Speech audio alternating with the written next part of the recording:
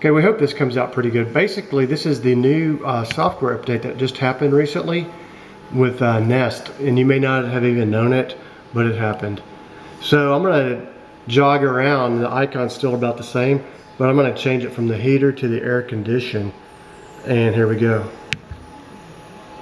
And change it to cool.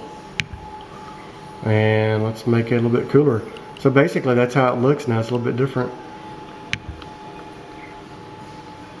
So they're all displayed in a different way.